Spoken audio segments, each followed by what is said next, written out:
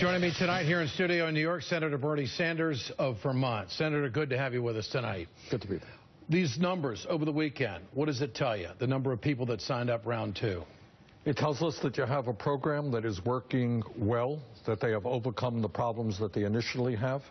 It tells me that about 75% of the people who are on the exchanges think the health care that they're getting is good.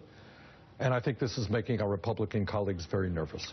What could they repeal as you see it? Nothing, because Obama will veto it, and we will sustain that veto. Okay. Now, a recent poll, as you mentioned just a moment ago, Gallup poll says that 7 in 10 people who purchased insurance through the government exchanges this year rate their coverage as excellent or good.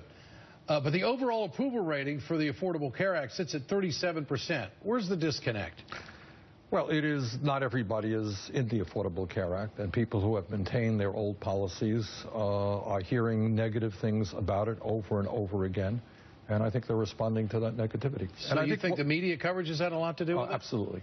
But I think what we should understand, Ed, is Republicans want to destroy the Affordable Care Act, which is, by the way, a modest proposal, you will recall, developed by Republican think tanks, implemented in Massachusetts by Romney.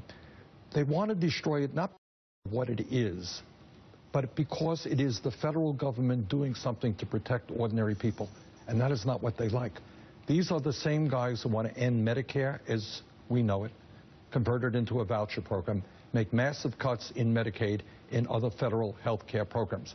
Ultimately, at the end of the day, what they want is all Americans to go into the private sector exclusively for their health care, and if you don't have any money and you can't afford it, tough luck. So you think that they're so ideologically driven that there's no statistic out there that would make them step back and say, you know, maybe this isn't so bad after all? No. You have something like Social Security, which is enormously popular. You'll recall what Bush tried to do to Social Security. These guys do not believe the federal government should play a significant role in protecting the lives of ordinary people. And it's not even just health care programs. It is environmental protection programs. That is the right-wing ideology. Meanwhile, we remain the only major country on earth that does not guarantee health care to all people as a right.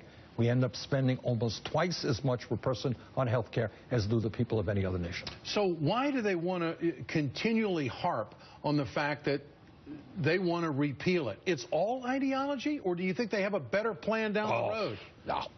Better plan? You tell me the better plan. What have you heard about their better plan? They have no better plan. They have no plan. They have no better plan for Social Security.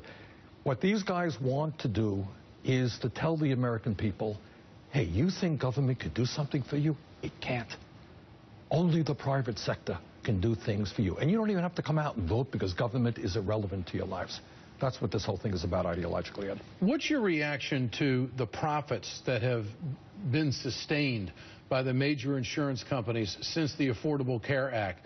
WellPoint at 37% was the highest one, but most of them between 18 and 37% return on investment.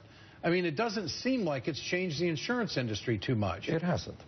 Not only are we the only country on earth that doesn't guarantee health care to all people, we are the only major country on earth that allows private insurance company to make huge profits off of health care. Look, at the end of the day, I voted for the ACA. I support it. But I believe we've got to do what other countries are doing. Guarantee health care to all people, move toward a Medicare for all single-payer program, get the private insurance out of the health care business. How do you read what the Supreme Court is about to pick up? That the federal subsidies are a problem, that low-income people would not be able to constitutionally take subsidies. What about that? And how do you think they'll rule it? I don't know how they'll rule it. But, you know, they've already caused massive problems by giving Republican governors the ability to opt out of the Medicaid expansion program.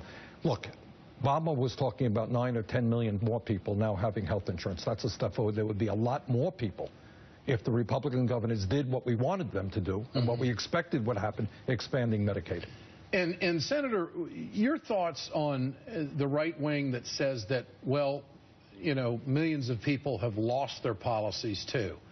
The Affordable Care Act, correct me if I'm wrong, has standards that the industry must meet. In other words, for lack of a better term, junk insurance. Junk insurance might not be to me what it is to you or vice versa. But the fact is, we have industry standards now. Right.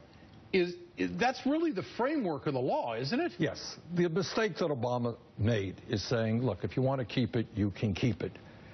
The truth is, what the ACA did is get rid of these junk policies, which meant that people thought they had some coverage until they got sick, and they understood that they had sky-high out-of-pocket expenses, deductibles, and co-payments. So there were minimal standards set, and those policies were done away with.